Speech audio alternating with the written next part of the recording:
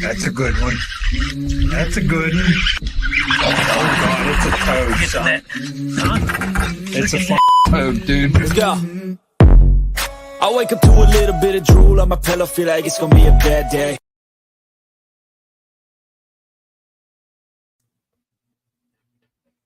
What's going on? I gotta look at Trey. What's going on, OneCast fans? Welcome to Fishing Friday Live. Excited to be here. We got some guests in studio. They're sitting and listening. Friends of the show. David Fuke and his wife Christine are hanging out. They came down to fish North Carolina. Trey took them out to old Karen Harris today, and it's a gar hole, like I've said it is. So there's no sense in wasting your time there. Feast or famine, and it's famine right now. So. It is. It can be like that. Though. Looks like our internet's doing what it does sometimes. So should have restarted the computer. I did. So if it's being a little bit goofy, I apologize. But we're here. You can hear us, and that's what matters. So, yeah. So make sure you head to onecastfishing.com. Use the code OneCast, all one word at checkout. Save you some coin on the snagless jigs, long neck hooks, weedless neds, and the soft plastics. Andrew Pullman Fishing. What's going on, buddy? Make sure you check out Carolina Waters, carolinawatersnc.com. Code the OneCast, all one word. We're all rocking hats tonight. Mm-hmm. David's here. He's got a shirt on off camera. I know Christine has a hat. She's rocking the catch and look today, which is cool. What's going on, Tim? So yeah, carolinawatersnc.com. Code the OneCast, all one word. They got the new buffs on the website now. You can go grab you one of those. And Nick, Brad, if you guys are on, I'm leaking it. We got gloves coming, UPF gloves, so they should be here in a few weeks. So if you need gloves, hold off a little bit, save some money on them, get some really good looking gloves. They look good. Excited to get those because I go through about 52 pairs a year because I'm hard on equipment. Also, Hobie Eyewear, use the link in the description. I don't have it copied and pasted. What's going on, Nick? I don't have it copied and pasted to put in here, but if you go to our link tree, I can put our link tree in the comments. If you go in there, click on the Hobie link, it'll take you right there. You'll save 15% off an order. It takes those glasses down to about $82, something like that. And they're super high quality, good glasses. They float. I mean, we talked about them at length. I don't think I need to go into a bunch. Well, some did you just turn that air conditioning on? No, it turned on itself. If it's really bad, like if you can hear it super loud, let me know because the AC just kicked on here and we can kill it. So Hobie Eyewear, make sure you check them out. Look for some new, fresh content coming with that because we've been a little bit stagnant making videos with them. But looking forward to that. Thanks for processing my order as soon as I ordered it last night. That's for you, man. Yeah, no problem. Actually, I got your email too. But yeah, we always try to get everything out the next day. And if not, it's usually the day after. But you're here in North Carolina, so they'll be there probably Monday, if not tomorrow. And go ahead. Yeah. So speaking of North Carolina, if you guys are in the Sandhills region and you guys are looking for a piece of property, whether or not that's hardwoods or a development of some sort, you can hit our buddy Eric Schwind up. He is the Mossy Oak representative for the Sandhills region. You can shoot him a text or give him a call at 936-494-9686 or shoot him an email at ESCHWIND@mossyoakproperties.com. Eric's got what you're looking for. So shoot him a call, shoot him a text, or shoot him an email. Yeah. What's going on, man? What's good? So shoot him a call, shoot him a text, or shoot him. Turning that down. Yeah. Thanks a lot. So what is going on is David, Christine, and myself went out onto Karen Harris today. And we attempted to catch a whole bunch of bedding bass. They're definitely on the bed.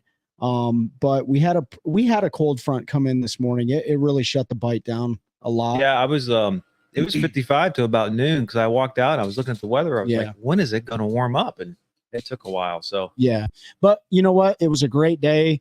David and Christina are over here to your guys' right, my left, and David got the opportunity to run that 250. Especially being from the Jersey area, like they don't get to do a lot of big engine running up there. So that was a great opportunity to burn some gas, burn some oil, put some miles and some hours on that engine in that boat.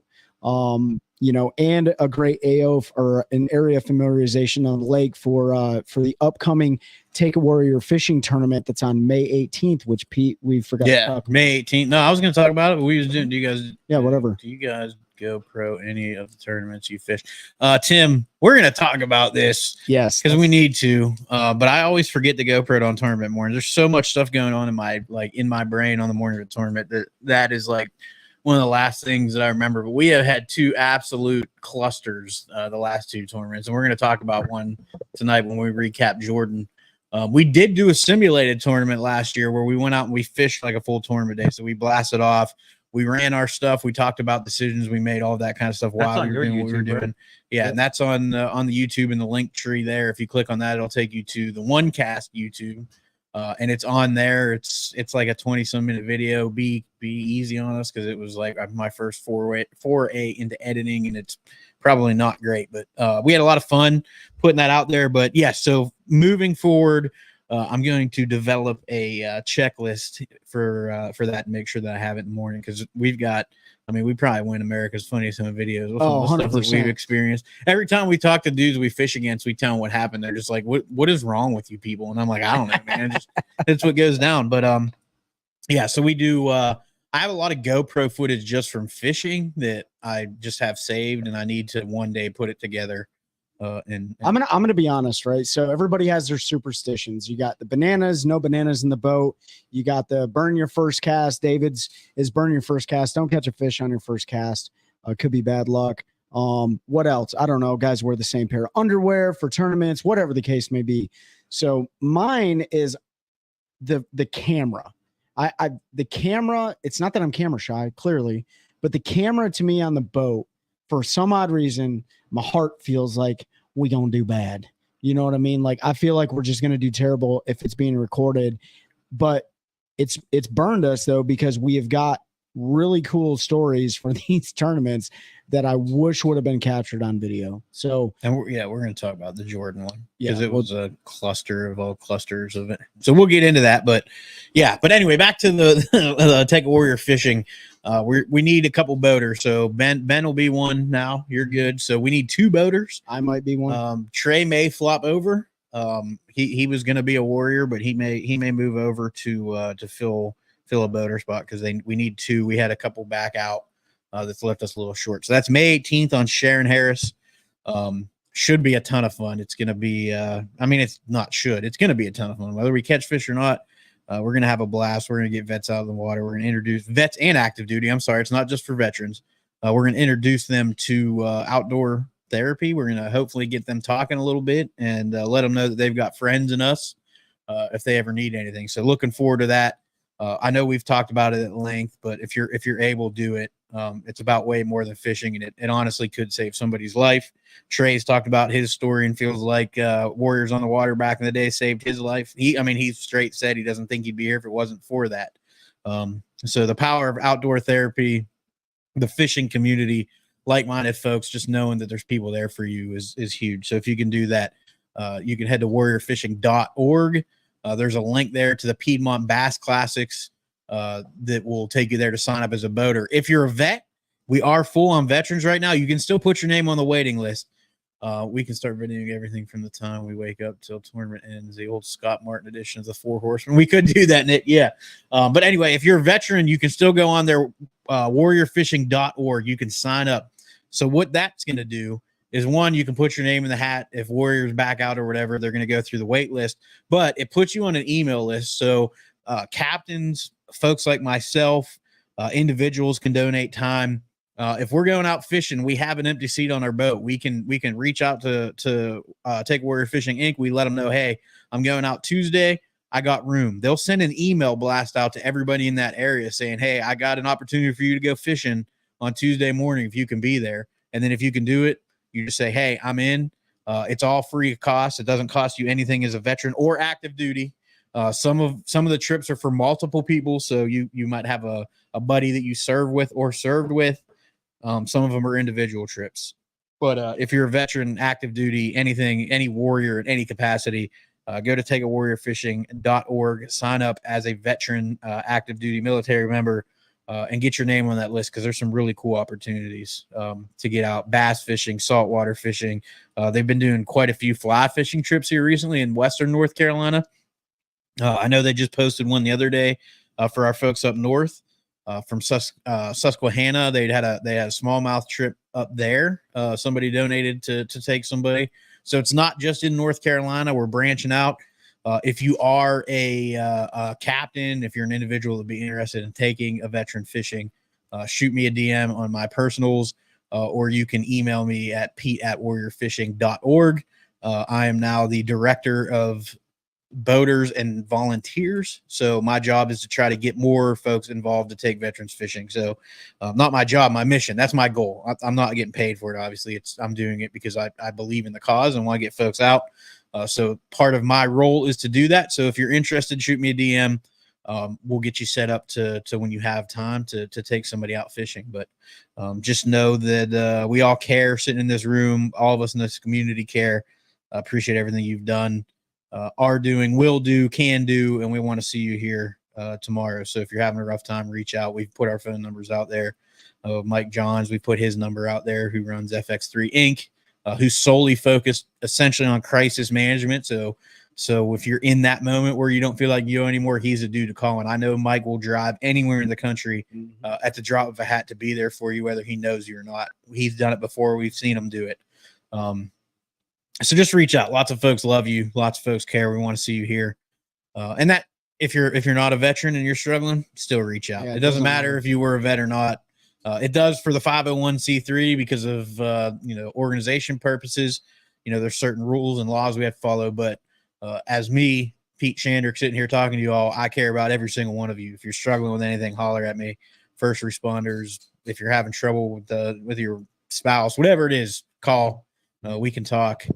Even if you don't want to talk about what's going on, just want to talk about fishing, hunting, ice hockey. I don't know, whatever. We can Ice hockey? How terrible Philadelphia sports teams are. I mean, whatever you want to talk about, we can do it. I'm just saying that because I know we got some Philly fans sitting in the room with us. But yeah, that's all I'm going to talk about. If you guys want to add anything, go ahead. So I want to bring up a pretty cool gift that David brought, and we got two gifts to talk about. So Let's talk about this one first. Yeah. Yeah. So David, Served in the Air Force, and I give him crap for that because he was in the chair force. No, I'm just kidding. But he coined all of us today with the Valhalla Project apparel company coin, and on the one side it says Kilo Foxtrot Golf, which is keep effing going. Your story isn't over. And it just goes to show you, David and Christine drove all the way down from New Jersey just to hang out with us. This is kind of how this, podcast has affected other people's lives. And we want to make sure that you guys know that we're 100% accessible all the time. So, truly from us, we appreciate that. And also, as you guys can see right in front of the camera, you have a giant, I think it's made out of steel? Oh, no, it's heavy. I don't know. It's heavy. And I have to give Christine the credit for this, but I'm giving them both the credit. They brought that down for us, and we truly appreciate that. That thing is awesome, and that's definitely going to go on the wall. So, oh yeah, it looks good. Right above Pete's head. Right above my big head. Yeah, I like it. But yeah, man, that I don't think I can put into words how heavy that thing is, though. Trey gets out of line, I'm going to hit him in the side of the head with it. I feel like that's a little unfair, Pete. You know what I mean? Yeah. So it's bringing a knife to a gunfight type deal. Yeah. But anyways, so yeah, guys, we're here for you. We all care about you. We want to make sure that you're here tomorrow and a lot longer after that. So yeah. Right. Ben, anything you want to add? No, you guys got it all. Awesome. Yeah. Fishing. DM's open. Before we fish, giveaway is tonight, but we're not doing it till the end. So you're gonna have to wait and watch. And we'll go over the rules if you weren't here last month when we did it about how it's going to work. I'm going to throw another gift in. I don't know if I'm going to do it this week or not. Can't be too heavy. It's on officer lifting. Yeah, Mike Johnstone. We know what's up. Mike Johns is online, everybody. Mike Johns, we were just talking about FX3. Mike, if you want to throw your contact info up there in the chat, please do. Mike's another one, FX3 Inc. Like I said, he'll go anywhere he needs to help you through your through whatever you're going through. So make sure you look out to that. But tonight we got the hook, Lowrance hook fish finder. We've got a Carolina Waters prize pack, which I'll hook you up with Nick. They're going to do a gift card so you can get a shirt that'll actually fit and whatever hat you want, because it's never a good thing to just give a shirt away.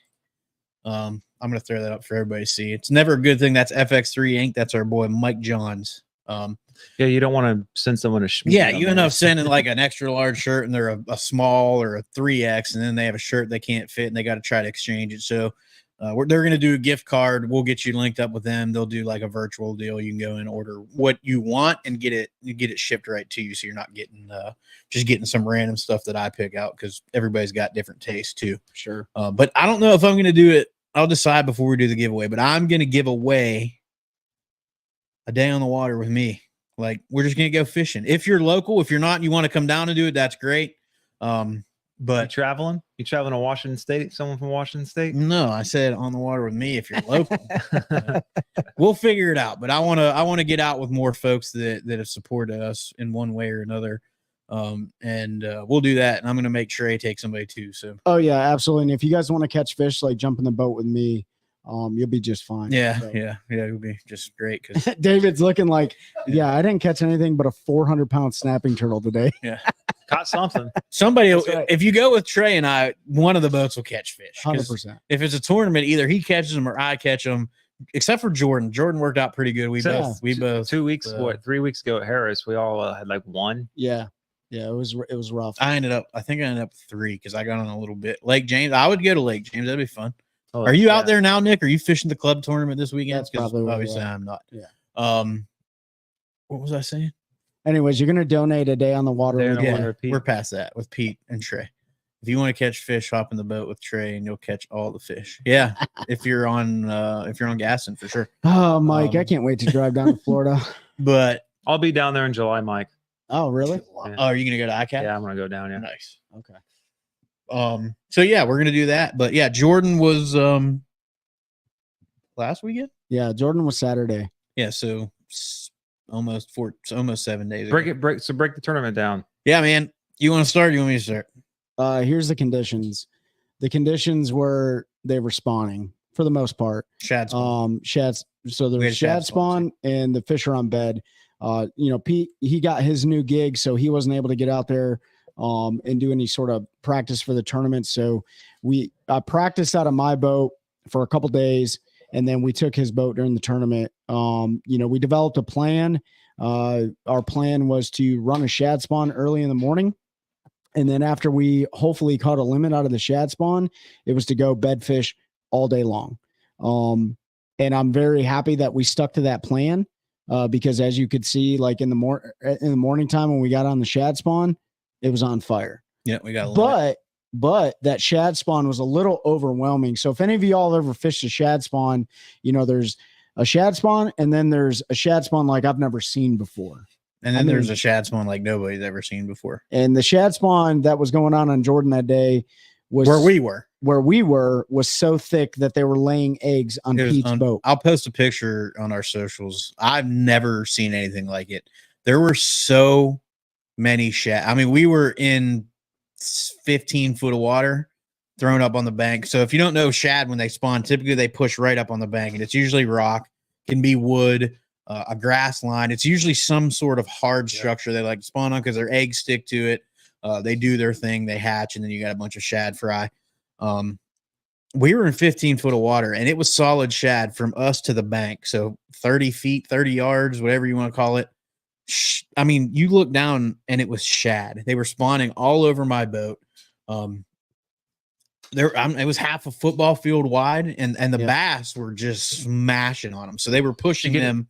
Did you pick any of those eggs up and rub it on your baits? And no, You didn't have to. You didn't have to. when you cast through, You just got enough. Yeah, you just got to know. So they were pushing them down a bank, maybe a quarter mile into a little cut, and then they would push them back down the bank into the cut. And they were just pushing them down. And the only place we could really get bit on is one particular little point. We followed them first thing in the morning the whole way and didn't get bit except for on one little point. So we finally What's up, stopped Frank? there. What's up, Frank? So Trey's playing. He's like, there's a good shad spawn. He caught some smaller fish the day before, but we knew there were better fish there. Mhm. So we rolled up to there. And honestly, when we saw it, I think we both were thinking it. We didn't say it out loud, but I was like, we're not going to get bit here. There's too many shad. But it worked out. We ended up with 5 out of that pretty quick. Not a big 5, like 12 pounds, which I know to a lot of people sounds big, but on Jordan, 12 pounds ain't it. But we had 5 and we knew we could go upgrade, or we thought we'd go upgrade bed fishing. And we had a giant in there. It looked like a dang great white. When you watch Shark Week and they're chasing the seals, Trey had one on a popar that was doing that behind it, and it missed it like 5 times. And it was every bit of 5. It was a good fish. And we ended up catching 2 that we kept all day in that. Yep. So that worked out. We had like a 4.5 and a 3, and then 3 rats that we had to get rid of.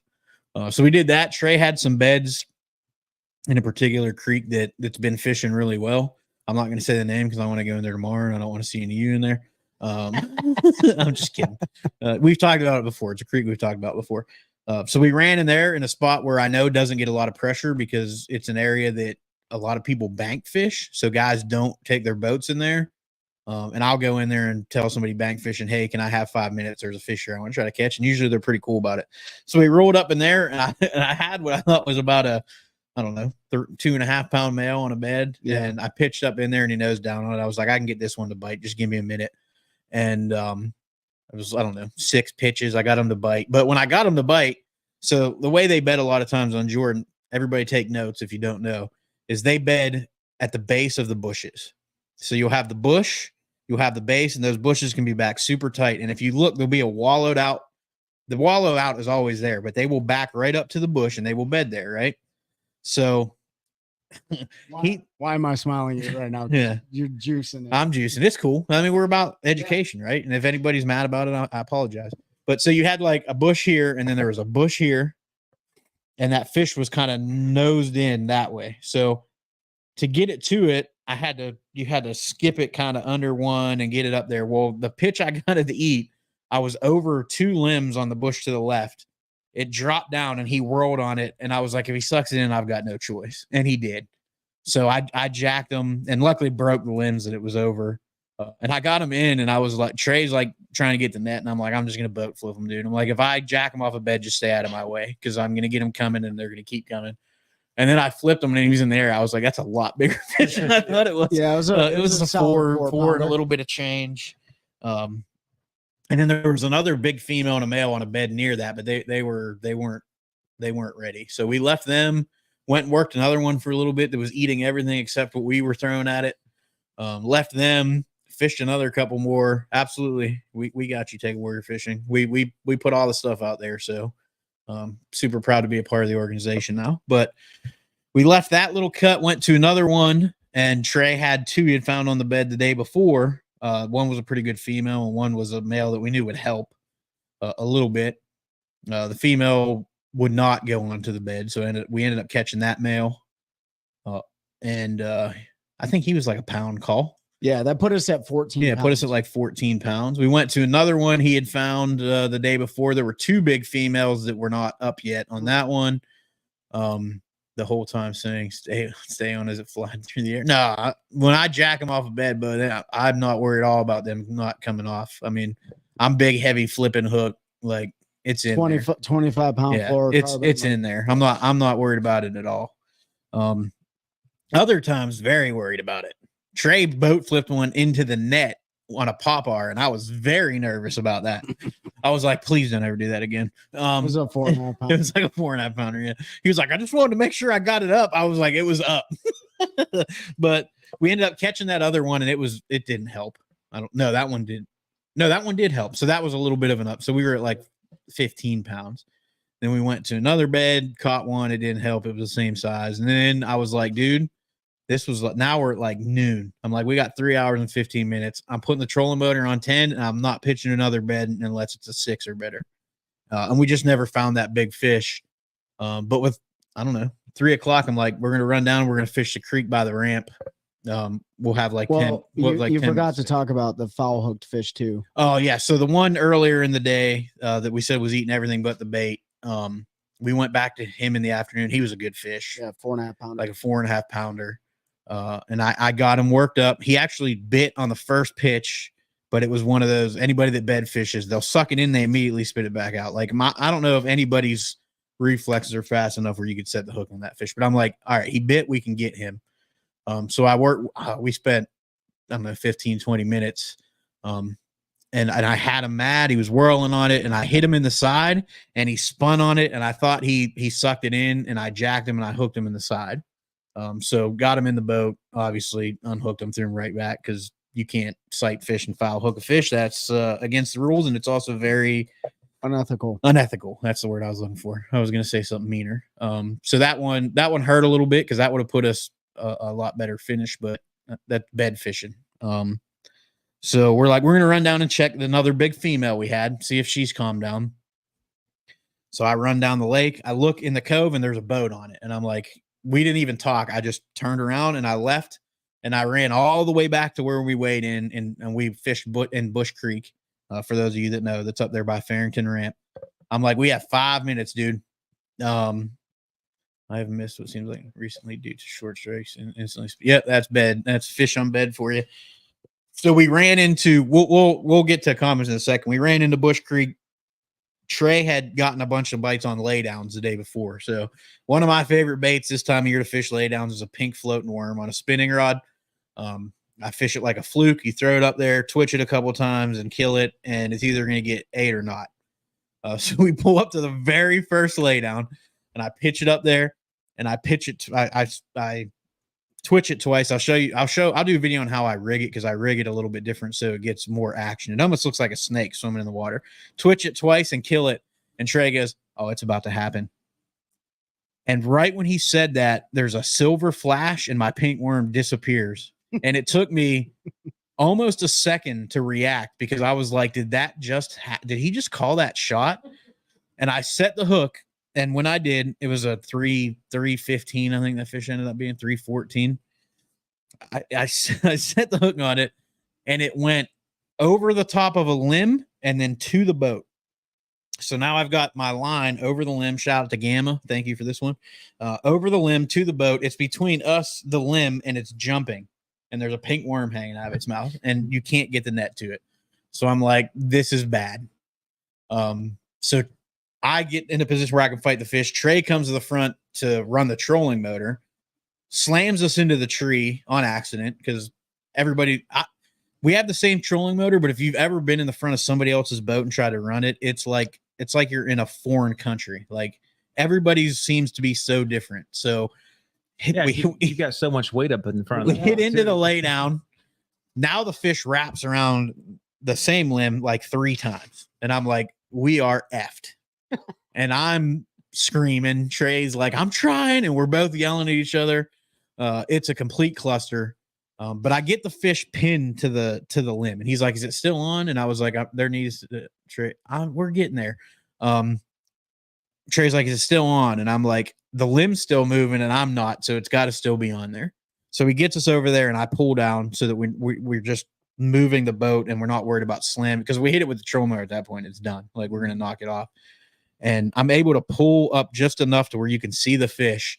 And Trey did just what Nick just said. Trey got on his belly up to about mid bicep in the water. And he waited and the fish presented itself and he went and he just squeezed it and he popped the hook off and got it in the boat. And that caught us almost 2 pounds and took us from what would have been about a 14th to 7th, moved us up 7 spots, huge points. But I mean, it's cliche. We've heard Ike and Ellie say it. A lot of guys say it, never give up. We fished every minute we had available to us. That's the second time this year we've made a huge call, like 2-pound call in the last 5 minutes. Got that fish in the live well. We hit one more lay down on the way out. I'm like, so the rules in our club in the Fishers Men organization, you have to have your life jacket on and kill switch on before you can put it in gear. So I'm like, I'm going to roll up to this. I'm just going to disconnect the kill switch, Trey. I'm going to leave my life vest on. You leave yours on. When I get back in the seat, remind me to hook the kill switch up. So I disconnect kill switch. We kill the motor. It's out of gear. I run up there. We make like 4 casts lay down. Now we have like a minute, but you can see the launch. Jump back in. He's like, kill switch. I'm fumbling with it. I get it on. We run back and we end up making it and checking it on time. And you have to have your token on the board. Yeah. So they use tokens, which is they use a poker chip with a hole drilled in it and your number. So you have to get up there and you got to hang it on there. So we got up there, we got it in there, and then we weighed in, ended up 7th. It was a pretty good day. It could have been a little better, but it is what it is. We had a plan. We stuck to it. Nick said you are very consistent in these tournaments. Yeah, Nick, for me, consistency was the most important thing this year. I've been up and down the last few years tournament fishing. It's just been tough, and it's been good to be consistent, right up there, in the top 10. So I want to talk about boat etiquette a little bit for a minute. If you have friends that are new to boat ownership, if you don't really know what you're doing, how do I say this without being a complete jerk? don't learn how to launch your boat, and do not back your boat in the water and tie off on the ramp to set up your top for your kids, bring your cooler down from the car. There was a pontoon boat with a family who I think were fairly new to boating, and it was frustrating because Was if it a any new of you, boat? no, it was an older boat, but I don't think they had a lot of experience. They tied off not at the back of the dock. If you tie off at the back of the dock, a boat can get around you and take out. They were literally at the front of the ramp, tied off, only tied the front of their boat off to start. So at one point it swung and it was blocking 2 ramps. They had no idea what they were doing. They were literally going back and forth in the car, getting stuff. They were putting up their T-top thing, whatever it is on a pontoon boat, like taking their time screwing everything up. They hit the concrete ramp with the back of the truck. I didn't know that. So they hit the ramp. Yeah. They backed into the bollard. And for those of you that don't know, Farrington is the worst ramp 100%. On Jordan Lake. It is terrible. Worst. It's got 4 ramps, which seems nice, but the parking is terrible. Mm-hmm. There's no tight. There's no courtesy dock. You need to get in and out as quick as you can. There's really there's not a lot of places to pull up on the bank. So it took me almost 40 minutes to get the boat out of the water. Trey went up to get the truck. There was like 10 of us waiting, and there was a whole ramp, 2 for a period of time that couldn't be used. So if you're new to boating or you know somebody that is, take them out, help them, explain to them, especially on a Saturday, not to block ramps, because it was very frustrating. Luckily, it's a Christian organization we fish with. Everybody stayed pretty calm, even though we were mad. There might have been some under breath comments, but there are people out there that are not going to be nice. And you know, there's a lot of very ignorant people out there, and this was a foreign family. And that's when you start hearing about people saying things that shouldn't be said to folks like that. So just use some common sense. If you have friends that are new, talk to them about courtesy at the boat dock. And in the morning, shut your headlights off. That's all I got to say about that. Yeah. Oh yeah. Dude, I have to bring 2 more things out. So Nick, you guys crushed it. Yeah. Nick and Mike took second place. They won the last event. So you guys are also extremely consistent. So I don't want to hear it, Nick, but thank you. You guys absolutely crushed it. They had over 20 pounds. They whacked them. Nick, traditional Nick style, like whacking giants out of the back of Mikey's boat. Like, that's awesome. But let me tell you, I almost died, right? No, not at Gaston. We already talked about that, like me almost dying when Pete was catching fish number 5. But Pete's trolling motor handle broke. Oh, yeah, and twice. Pete, you know, he's a little bit bigger than 120 pounds soaking wet, and he was full steam ahead. When that thing broke the first time, the first time, I tried to block him with my back, and he's like, buddy, get out of the way. This train is rolling. And luckily, and this is another like tip for people, like there are little tools that you should absolutely carry on your boat. A set of Allen keys is a very, very crucial set of tools to carry on your boat, especially if you have like G-force handles and stuff. So just letting you guys know, like I almost died, not once, but twice with Pete breaking his trolling motor. But you know what though? Like, and we talked about it. Like, dude, I was hurting the next day. Oh, I know. And you know what? David fell off his boat today. So that's another thing that happened. Be careful when you're out there. You know, we talk about safety and stuff all the time. You know, last week we had somebody pass away on Sharon Harris. They were running a boat at like 2:00 in the morning, and they unfortunately hit one of the concrete pillars and threw both of the guys out of the boat. And one unfortunately didn't make it. You know, like, the lakes don't discriminate. Like, they're going to eat you up. So take every precaution you absolutely can. Follow the etiquette. Hey, listen, we always offer ourselves up to call. You can call us and ask us anything you want. Like, I'll come to the ramp. I'll come to the ramp and help you out 100%, because there's nothing worse than everyone else's eyeballs on you. And they're like mad and frustrated. I get that way too. So I'm guilty of it. But you know what? If you're that person that's getting pissed off at the ramp, like, lend a helping hand too. Yeah. Right? I try, you know, I used to get super frustrated, like Trey's saying. I try to remember that we need to just be happy that folks are out there enjoying their resources, enjoying the resource, and spending time with their family, and they're not sitting at home on their phones or in front of a video game or doing whatever. drinking, smoking crack, whatever it is that they could be doing. Whatever it is, they're outdoors, right? Like having fun. They might be smoking crack, but at least they're doing it outside. I'm kidding.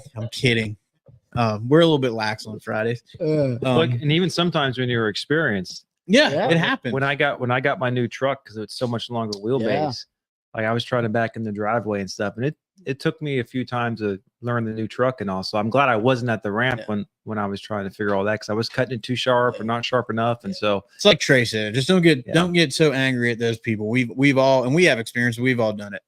If you're into fishing, you can't afford crack. That's true. Yeah, that's true. There. You got too many soft plastics and stuff.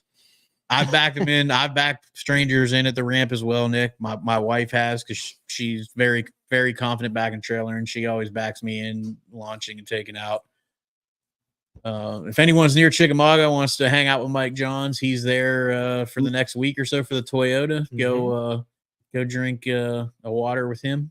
Well, I'll tell you this, like Mike's got 10 more hours to break in, and congratulations, Mike, on that new 4-stroke you just got put on. Mike, he just put your business out there, bro. Yeah, you would better never, never. So I'm putting it out there. Not let him hear his buddy don't watch our show, so I'm texting him. But don't watch it. Good. Congratulations on that. Mike's got 10 more hours, so somebody jump in the boat and ride along with Mike. You might learn something. Yeah, and if you need a 252 stroke, he can tell you where there's one for sale for a pretty good deal. So the last one made, right? Yeah, the last two-stroke ever off of the line at Mercury. So kind of a cool story there. Frank, how was Pickwick and Wilson, man? Let us know in the comments. Yeah, Pickwick's a lake I want to go to someday, maybe.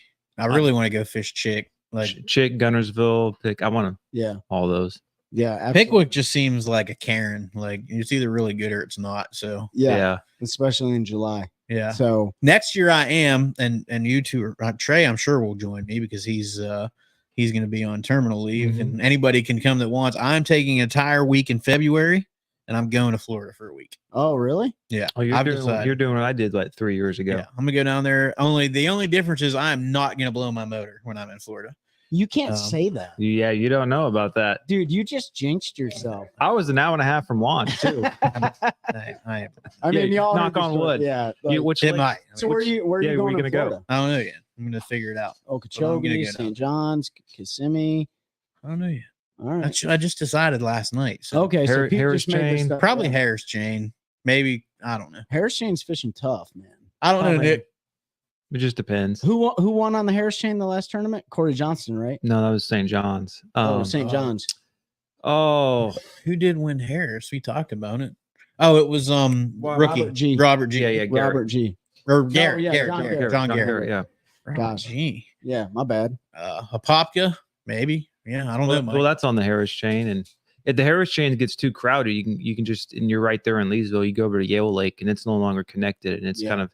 When I was there, it was had hydrilla from the bottom 20 foot tall. It was crystal clear. The nice thing there is there's water everywhere, right? So yeah. I can say I'm going to fish the Harris. I'll say this, like if you're looking for a change of scenery, and David and his wife came down, like it's a change of scenery from Jersey to North Carolina. A lot of our lakes around here look the same to me, right? Minus like Lake James or something like that.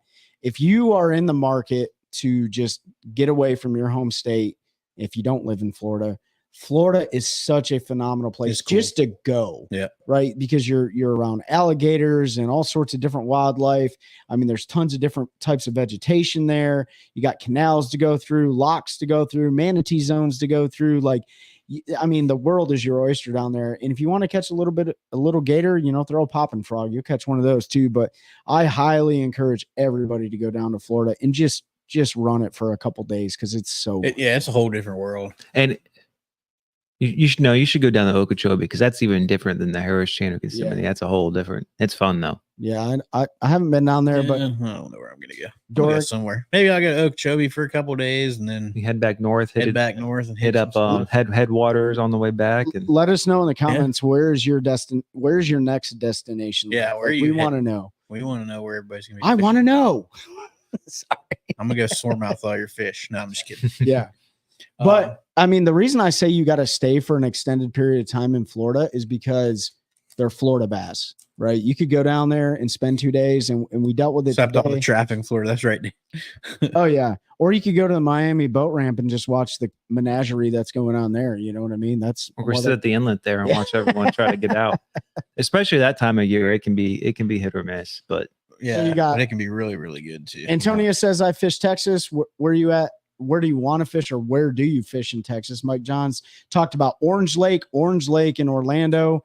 Isn't that in Walt Disney World? No, I'm just kidding. Orange is an absolute hammer fest with like big glide baits, big swim baits over the top of the hydrilla, stuff like that.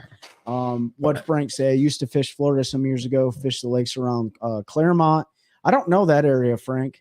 there's so much water down there. Yeah. Like even in Central Florida, like Orlando, you get the winter Haven chain and probably a lot of hidden gems that don't get talked about. Antonio said South Texas mostly saltwater. Nothing wrong with that. Dude, I'll tell you what. David texted me from in the room and said Texas, Fork or Rayburn or Ivy. I mean, How about all three? yeah, all three. I think a lot Fork of is driving. definitely on my list. Yeah, for Ivy sure. is Ivy's a very specialized lake to catch those big fish. You got to be pretty good with your forward facing and understand like where those big fish set up deep. Those guys aren't bed fishing those big giants they catch down there. So for me, that's not my thing. Fork, I could definitely do. Or Toledo. Or Toledo Bend. Yeah. I would like to hit them all three. Yeah, me too. I'm not saying I don't want to fish it. Hit all three of them. Yeah. I'm not even going to try to say Palatka. Palatka River in Claremont and something. It's one of these days, and I'll still do it. I don't know when, but I'm going to do 10 lakes in 10 days and go across the country. Really? So That'd be tough. I've done 3 lakes in one day. yeah, I mean, it's going to be a grind. I was going to do it when I got out, but instead I went to Florida. But like you start here and you hit like Jordan, and then you go to, I don't know, Norman, and then you go Hartwell, and then like, so you fish 8 hours, you drive 2 hours. Yeah. And you just do that for like 10 days. It's That'd a- definitely be charity fun. tournament in May on St. John's. So that's a fun one. Okay, charity tournament. I want to do Gunnersville. Yeah, Gunnersville. I think the cool thing on Gunnersville is all the like boat fisherman centric hotels. I want to go to Gunnersville just so I can fish the eelgrass. I tried to get that's the stationed at biggest thing. Huntsville Yeah. to be right there. I want to go rip a trap through the eelgrass and catch them, because that is something that we just don't do a lot here. Like we throw traps, but we don't have a lot of grass to rip traps through. So I want to go down there and do that. That's for fun. Sure. We should do a derby with Ben's idea. All right, Mike, I'm in. Antonio said I'm fishing Lake Fork in August. Heck yeah. It's gonna be hot. It is gonna be hot. Yeah, sure. I mean, deep cranking those big fish down in Fork, man, like that's a good time. Like I want to go there and throw a big spook around. Just Fork, yeah. Yes, just throw a spook around the standing timber, the shorelines, all that stuff. Like those fish just. I'm gonna throw a spook in the morning. Yeah, there's something different about them. So I'm gonna get them to eat it. I'm excited. They're nothing better than I mean, I love all topwater bites, but spooks and pop bars Big like, it's just a walking. different kind Yeah. of bite. it's a different kind. Especially a big walking bait. Big Sure. walking bait, because you can bomb that thing so far and cover so much water, and Yep. it's fun. Frogs, man. Frogs are. I mean, I It's can't tough to get beat a over- frog. If you Yeah. gotta throw a vixen. Yeah. I got a whole box full of vixens. If you don't have them, you got to find them. Yeah, luckily, I mean the new ones aren't as good as the originals as everything, but they're still really Well, good. the old ones were going. They're like $130 if you on eBay. But the Well, they new used to ones be. are still really good. They're like $22 a piece though. buzz baits. Buzz bait, yeah. I mean, Everybody, you know what, Mike? Buzz Listen, baits with eyes on top of it. I've never seen. So it pop must- armor baiting is a good. It must call be a thing. Mike thing, like Mikey and Mike. Yeah. Like they just throw a buzz They're bait. buzz baiting fools. They are buzz baiting fools. I've never seen somebody throw a buzz bait as much as the Mikes have. You know what I mean? And whack them on The buzz So, baiting mics. The buzz baiting Mikes, dude. I love it. Yeah, I'm not gonna throw one tomorrow. Man, it's been weird. Like Jordan usually pretty good buzz bite pre-spawn and in the spawn, and they just have not been eating it. So No. I don't even have it on the deck for tomorrow. I don't even have one tied on. I have one tied on, It's probably a crime, isn't it, Mike, that I don't have a buzz bait tied but on. it's been I think our weather's been part of why the fishing's been a little weird here. Spawn, pre-spawn. We have fish in all four. Once water hits 54, Mike's Yeah, we know. He we laid know. waste on Gaston He with it. caught like a 6-pounder on Gaston with a dang. It was like 55-degree water.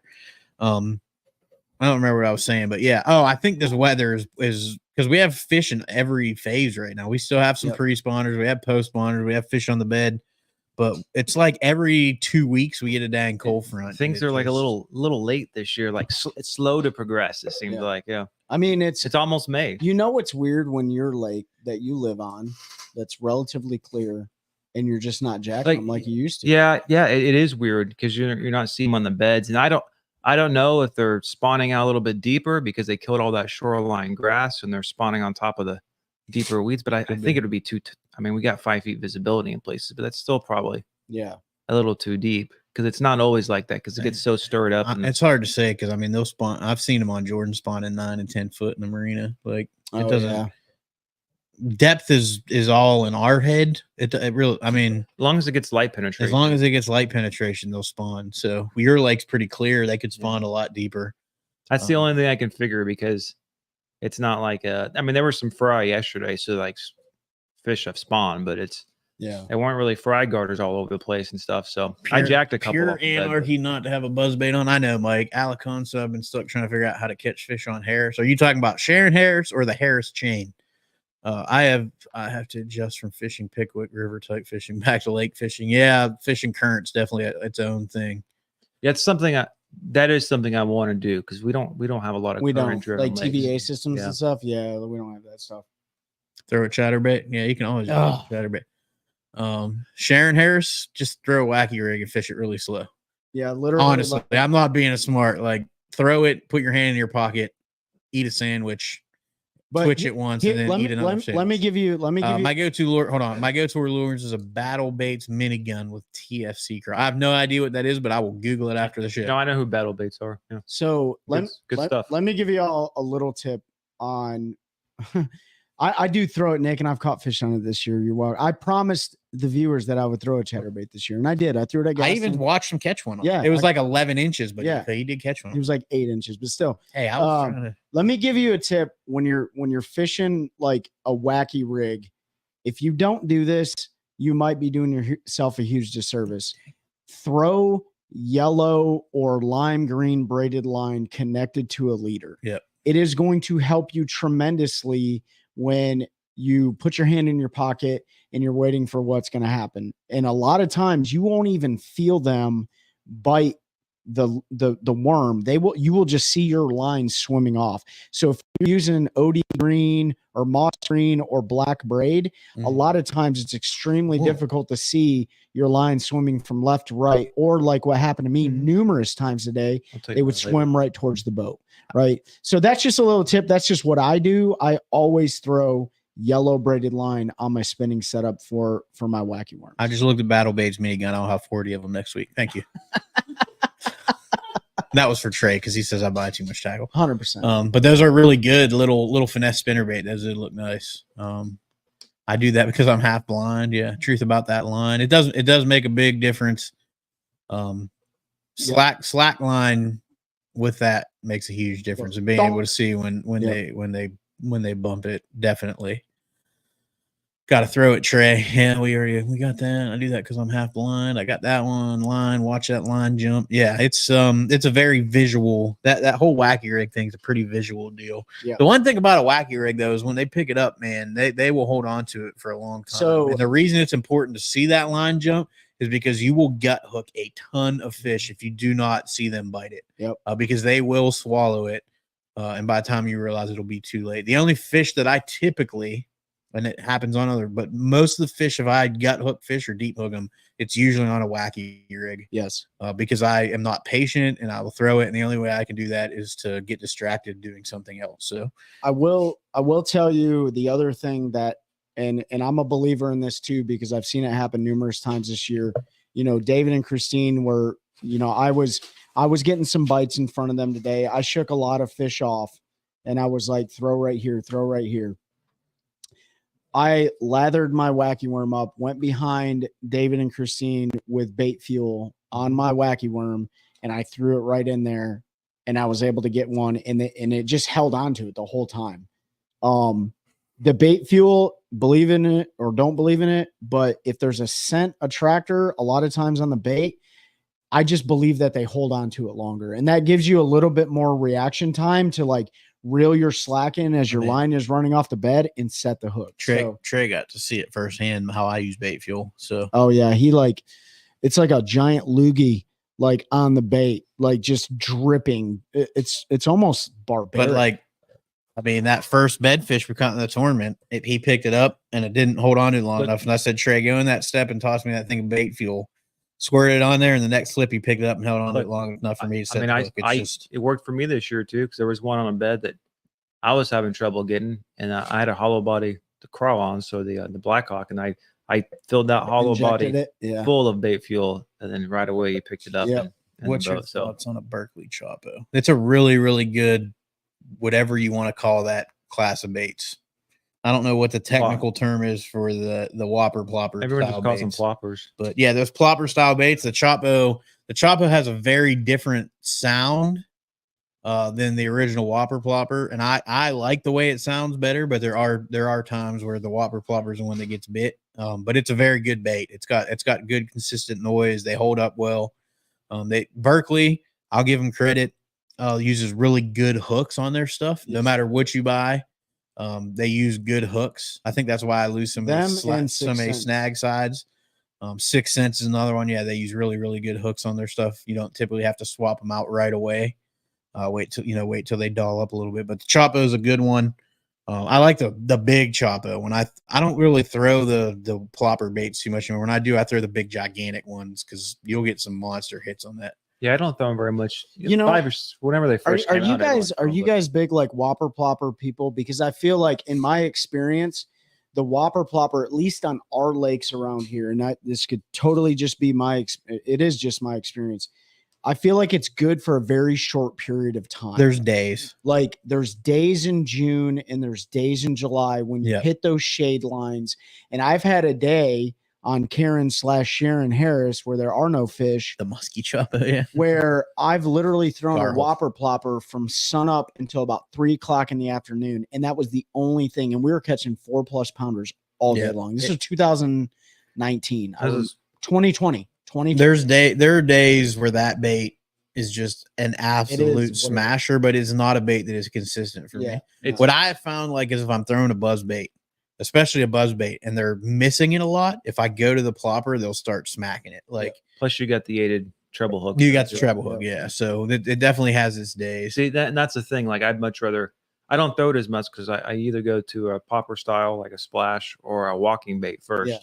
And if that's not working, I still think. And this is why, folks, this is why we have so many rods in the boat and our wives get so mad at us. But at the end of the day, like every single time a fish reacts to a bait, it's telling you a story, right? So if they're short striking a buzz bait, well, then you might switch over to whopper plopper or Chopo because you're gonna have those troubles. Yeah. Well, if they're just swiping at that, then you may drop down to like a pop R, where you can keep it in the strike zone for an extended period of time. And when you're in a day and you have 20 bass swipe at your popper 20 times and take it into the water and you still don't catch them, I don't know what to do. Then you might go to a jerk bait, right? If there's a little chop on the water, and then if not, then you're throwing something that's maybe can't do that in the bushes. Dynamite.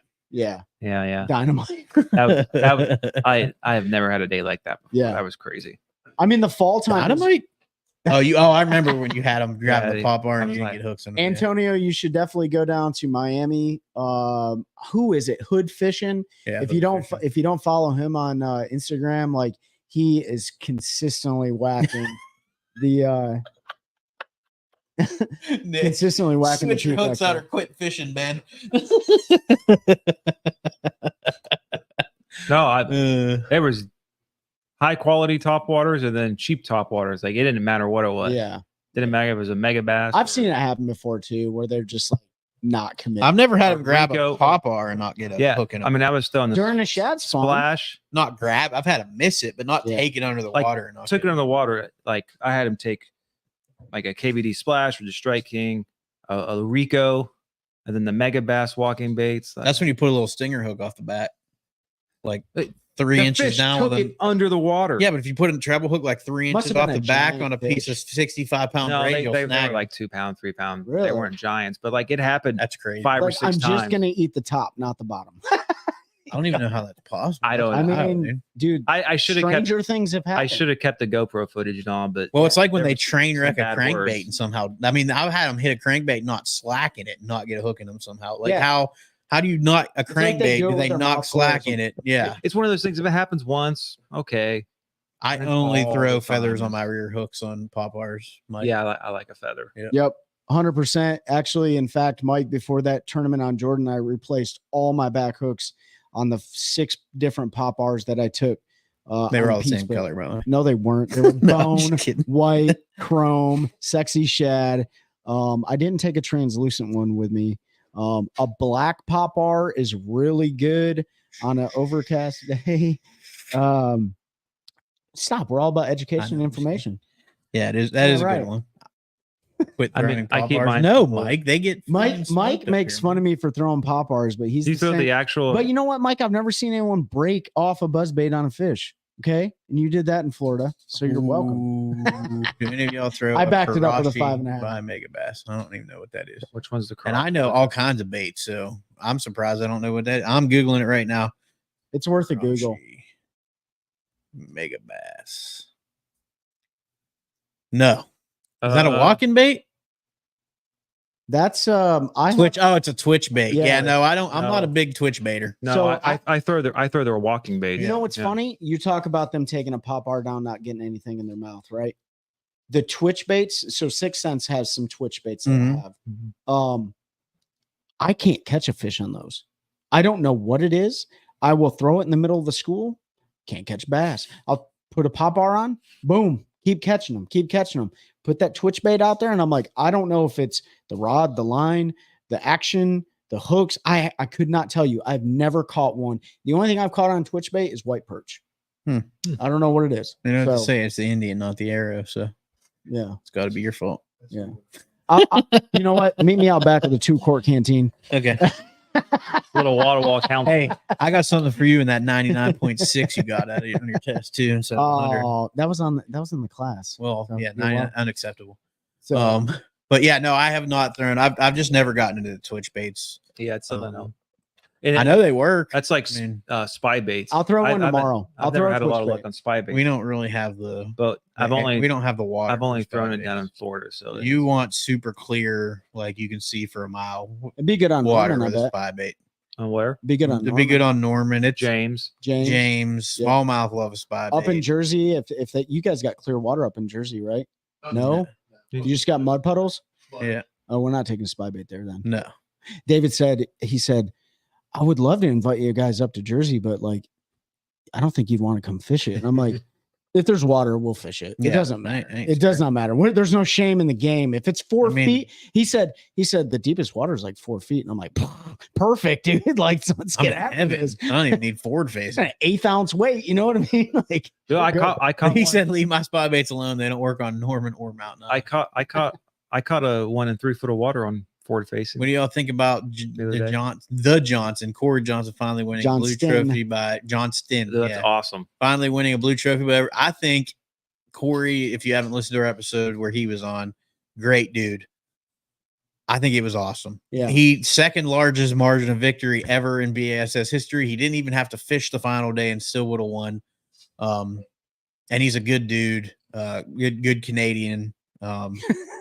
Well, I can't say good American. He's not American. Yeah, so that's and he's a good Canadian now- citizen. now his brother can't Loves talk his smack all the country. time. Now his brother can't talk smack all the time. Let me- Third Canadian in history to win a blue Yeah. trophy. Yeah, and I'll tell you, if there was one person I would not want to get in a fist fight with on It's the Corey Outours, Johnson. It's Corey Johnson. He would 100%. absolutely. Like he could drink you under the table. B, he would whoop your butt. The dude's been banned from multiple like ball hockey leagues. No, the same league. Oh, the same. He's league. got 2 lifetime Twice, bans from yeah. the same league. Yeah, yeah. But he's an absolute. Let me ask you.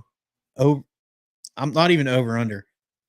Sunday night in that house, Corey Johnson, Chris Johnson, Lee Livesey.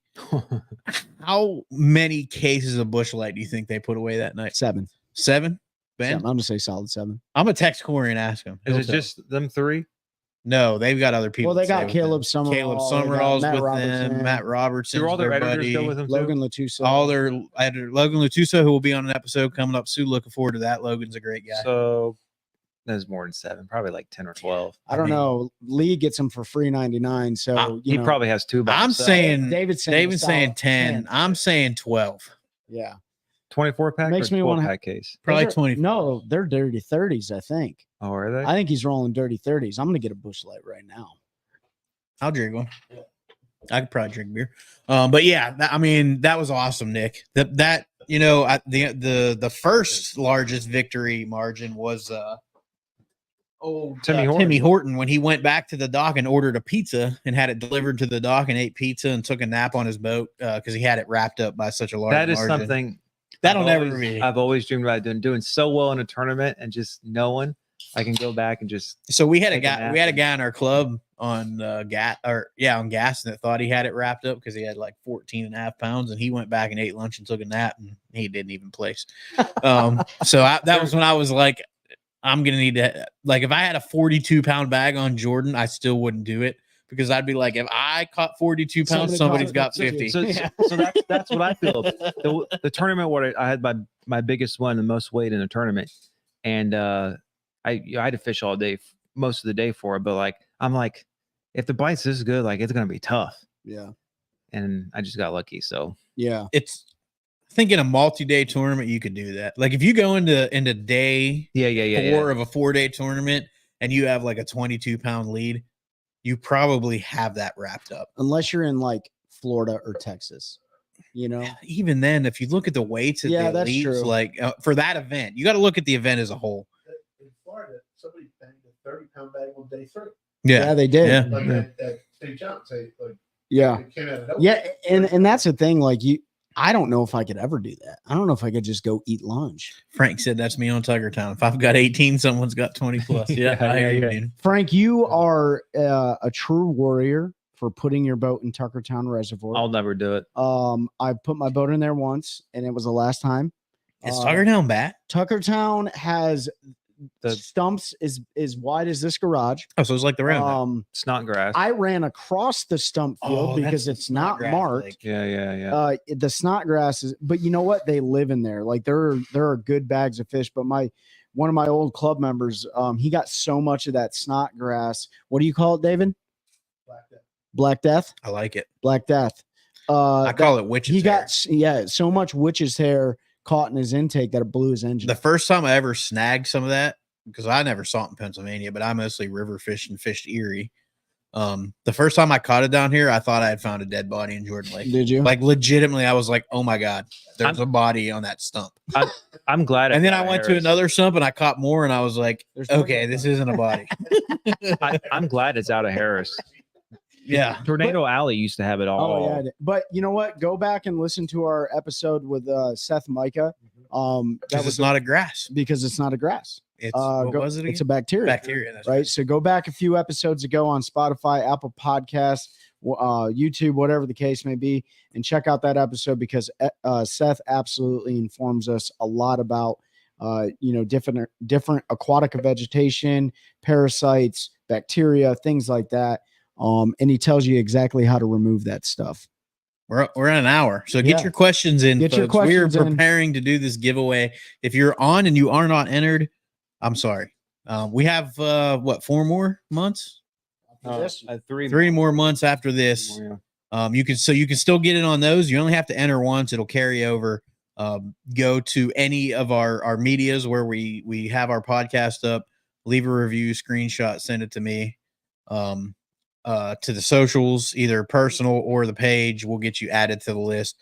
This you want to put that show up there where we got a hook reveal. I think it's a 7, maybe a 9. I don't know. 7? 7, yeah. Hook reveal 7. What's going on, Rodney?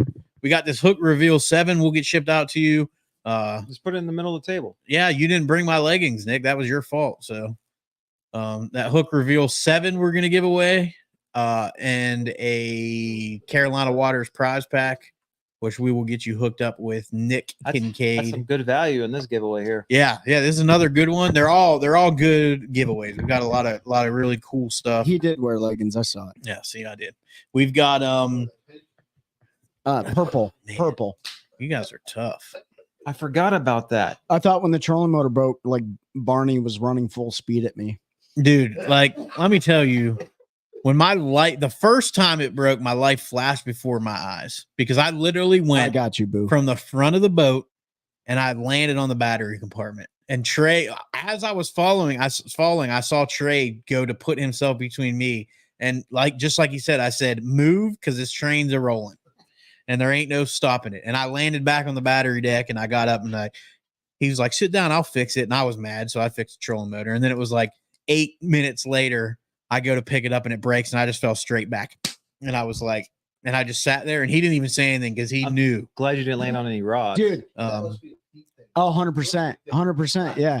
And he's over the battery compartment. His opens this way towards the engine. And so he's over there with the Allen key and he's got that little piece that goes inside the handle. I'm like, don't drop that. And the thing goes,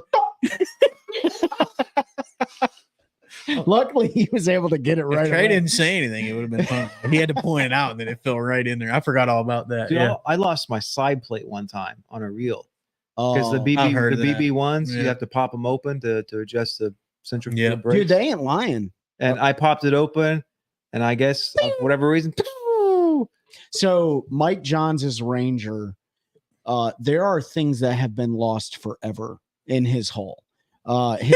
I think it's his power pole, like neck thing. Mike, if you're still listening or if you're still on, let us know what else has went down into the abyss and you have never seen it again. But you guys know what I'm talking about. In a boat, when it gets in a certain area, it's gone forever. Yep. Forever. So watch your wedding rings, watch your car keys, watch your G-Force little Allen key thing. Watch it because the boats eat things. In his hole. In his hole. Oh, you know what? So this is funny too. While you're doing this, Pete. So we're running down the lake today, and we get to another spot, and Christine's like, "I can't find my glasses." And I was looking at her. She had sunglasses on her head like she does right now, and I was like, "Well, you mean the ones on your head?" But I didn't say that. She's like, "I mean my regular glasses." And so I come around and I'm like, she's looking all over, and I'm like, "Well, Sharon Harris has them now." Or did you check the back of the boat right there where the engine in Splashwell? And she was like, you're awesome, or you're a hero, or whatever. They were caught right on the wire, one of the wires in the Splashwell. Just, 55 miles an hour, Dave's running, and they're just like, hey. So yeah, I put the link tree back in the chats again. If you go to that, you can go to any of the audio platforms, leave a review. Send us a screenshot. If you leave 1 star, please tell us why, or else I'm going to go crazy and find you. No, I'm just kidding. I won't do that. But please tell us what we are or aren't doing. Be honest. It doesn't need to be a 5-star review. You can also subscribe to either One Cast Fishing's YouTube channel or the One Cast YouTube channel and screenshot that and send it to us to get you in there. All right. And we are going to do the giveaway. So let's do it. Here's how it's going to go. I'm going to pull this wheel up, and there's a bunch of names on it. You all get to see it. I'm going to share it. Let me make sure I have everything hidden. You doing a practice run this time? Yeah. So here's what we're going to do. I'm going to spin it 3 times. The first 2, if your name comes up, you did not win. This is just for sake of you can see that it's random. Because I've seen giveaways where 1 spin, somebody wins, and everybody's like, "Oh, it was you picked that person to win." It's not rigged. It's not rigged. I'm going to do 2 spins, which are throwaway spins. The 3rd spin is our winner. Last month we gave away a cash-in chatterbait rod and some snagless bladed jigs. I was trying not to say snagless chatterbaits to get you in trouble. Snagless bladed jigs. I didn't say it. Yeah, so he got that. Randy Walker and has left how great that rod is. Really enjoyed it. So make sure you check our friends at Cash Out if you're looking. So that's all it's going to go. I'm going to share the screen. 2 spins. 3rd spin is our winner. Let me see if I can remember how to share this. Share screen. Share screen. Oh, I can just share that. Nice. So I'm going to share it now. There it is. Hopefully everybody can see it. So spin number 1 is, I'm going to let it catch up on me. Yeah, I got it the stream. All right, there it is. So hopefully everybody can see it good. Spin number 1's a throwaway.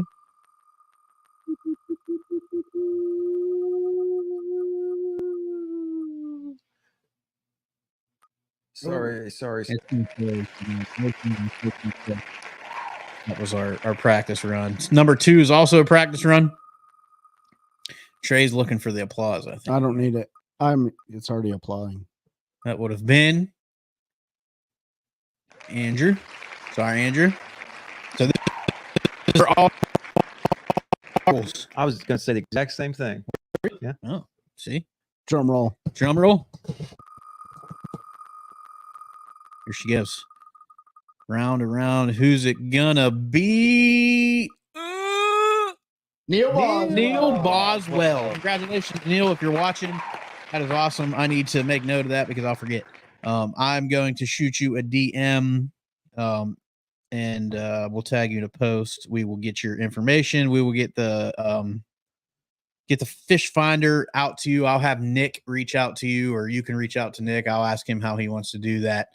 And we'll get you give them the number, and I will get them their swag. There you go. So I'm going to get you Nick's number, Neil, and he's going to get you hooked up with the Carolina Waters prize pack. Again, super excited that they donated some stuff. CarolinaWatersNC.com. Code is the OneCast, all one word. If you didn't win, still go buy some of their gear. Frank, I posted the link tree. I'm going to post it one more time. You can go to any of the audio platforms where we have our podcast and leave a review. Or you can go to the YouTube channels and subscribe. Just take a screenshot and send it to us on our DMs, and I'll get you entered. Did you do that link tree right? Yep, link.tree/the1cast. Yeah, it just looks weird. Yeah, it looks weird because it's not a .com. So you can go there, leave us a review, and that'll get you entered, Frank. We have some more awesome prizes, including a fishing trip with us. We've got Swamp Fox Customs pack. We've got a jig box, a Plano Edge jig box full of One Cast Fishing jigs donated by Ben at One Cast Fishing. I think those are all old school jigs, so they're the original jigs with the weed guard. That's probably like a $250 box. There's like 40 of them. Yeah, there's like that joker's loaded down. We've got some missile baits. We've got some more Carolina Waters stuff. We've got 2 pairs of Hobie hourglasses, which you will get to pick the style that you get there. Thanks to Hobie for donating those to the giveaway. So I don't have the list pulled up right now. What next month is high CPU usage detected. I don't know what that means, but it can go away. I'm going to let you talk for a minute while I pull this up. What am I saying now? Whatever you want to talk about.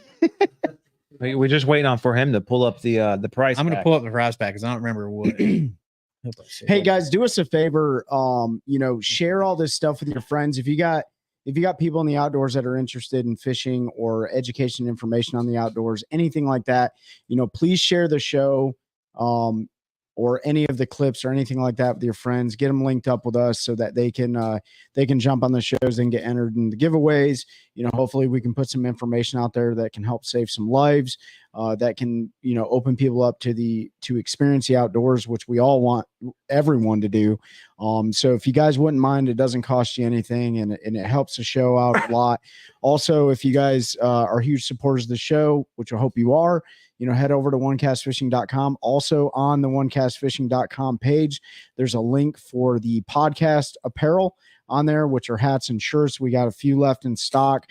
They have that logo right there on the shirts. It's an OD green shirt. And then we got 3 different options, Richardson 112 designed hats. They're patch hats. So if you guys like that kind of stuff, head on over and support the show. Everything goes back into the show. We don't take a dime from this. And we really appreciate your guys' support. As we wrap up here, Nick, I don't think we can sign them. Although if you win it, you can bring it to us. Yeah, they're going to get shipped straight from Hobie. So what do you want us to sign? If you bring the eyeglass, if you bring them, I will gladly sign them for you. I mean, if that's what you want. And then Frank, I would go fish that grass water willow. They're probably bedding in it, pre-spawn. Oh, you like this shirt? This is supporting our boy Matty Wong. Yeah, he used to be a part of Lateral Vision. He still has his clothing line with them. They're not one of his sponsors anymore, but Lateral Vision, if you Google that, he's got a line of shirts. I think, you've got one of their shirts on. Yep. Super nice, high quality shirts. And this is a Matty Wong design one, so it's the Hawaiian style largemouth. So pretty cool stuff. Check out Lateral Vision. Check out Matty. If you don't know who he is, go back and listen to our episodes. Elite Series Pro.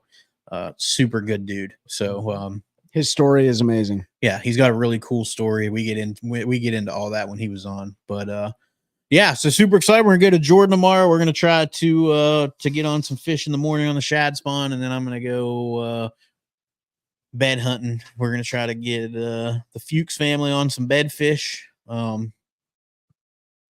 Giants. Dude, I'm hunting a gigantor tomorrow. So, the last thing I want to say is, Pete and I talked about it yesterday, but it's amazing what this podcast is. We have Nick. We have a really great group of friends. We're continuing to develop friendships, relationships every single day. It means a lot to us that you guys drove all the way down from New Jersey to sit in this room right here, which, obviously it's not 5-star, but we made it our home. So we really appreciate that. Anytime anybody wants to go fishing or just come hang out, let us know. We're here to, build that culture of anglers, all the time. So, it just means a lot to us, man. Like, genuinely from the bottom of our hearts, like, appreciate you guys coming down. And that goes for every single one of you guys that are online, watching and listening to. I don't know if it's really sunk in yet. Like, it sort of did when we were talking earlier or yesterday, whenever you and I were talking about it, but like the impact, I never thought like we would have somebody from New Jersey, a veteran, somebody that I call a friend now, come down, hang out with us, bring his wife, like just come chill, fish. Came and visited us at a show in Richmond in January. When it was snowing and miserable, like yeah, it all started through a Facebook ad. The bait company on Facebook. Yep. And that's what it led to. And from my standpoint, bucket list, like 100%. literally. And for anybody else, like these guys are for real. You guys are absolutely for real. And fishing with you today was awesome. It was a bad day, but that's fishing. Yeah. Right. I look forward to fishing with you guys tomorrow. Absolutely. And I learned. Yep. Because I struggled today at the ramp trying to, power load a boat that I don't get to do. You don't get to do it all the time. So you were right there, and everything that you said is just absolutely true. Yeah. And it's awesome to be amongst, people, like-minded people. So yeah, we appreciate that. Appreciate that. Yeah, that's that was our vision. Like we wanted to build a community, we wanted to build a culture. We could have paid to have bots listen to us and blow our podcast up, and we could have, Trey and I pretty regularly go through, or I do. I don't know how often Trey does anymore, but I go through our Instagram and I delete all the fake Instagram accounts that are following us. Like the community that we're building and that we want to build, we want it to be real people. We don't want to pay for it and just have somebody that's here for the giveaway. That's why the giveaways, we only promote that on the podcast and in our community group, which is closed. I'm not putting it out there for the world to see. I think I made a couple posts on Instagram, but even then, like, I don't want folks to come follow us just to try to win something. Like we want folks that believe in the mission, and we want you all to be able to meet up. If you're like, I'm in Pennsylvania and somebody else is like me too, and you guys go meet and go fishing, do that kind of stuff. So there's been a ton of requests for us to do a tournament. Yep. And we're working on it. Like we're going to try to put something together. We may even try to not do it in North Carolina. We may try to travel a little bit and do it just to make it a little bit easier for folks to attend if they want to. But it's unbelievable, the community. Smallmouth tournament, Lake Erie. Yeah, Lake Erie smallmouth tournament. Rodney, we are in Sanford, North Carolina, my man. Let's do it on Champlain next year, so I there can you drop go. the dogs up in New England. The dogs? Yeah. I'll be a bachelor next year. Yeah. Oh, that's right. Ben's gonna have all the time in the world, baby. Yeah, true. Tuckertown. Just kidding. Apparently not, because I didn't realize Tuckertown was dangerous. I'd have just been tearing out across there and done rip the lower unit off. But appreciate everybody listening, everybody interacting, everybody joining us. Lake Huron, Saginaw. That would actually be a really Saginaw would be a great one. That might be a little too far, but we'll figure something out. We're gonna work on it. We're gonna try to get some partners involved. We're gonna try to do something. I don't know what that's going to look like. There's a lot that goes into tournament planning, especially if you're trying to give folks time to travel if they want to hang out and do all that stuff. But we appreciate y'all. We love y'all. Our phones are always on. If you need anything, don't hesitate to reach out. Help us continue to build this culture of anglers helping anglers one cast. That's a good one. That's a good one. Oh, God, it's a toad, son. It's a toad, dude. Let's go. I wake up to a little bit of drool on my pillow, feel like it's gonna be a bad day.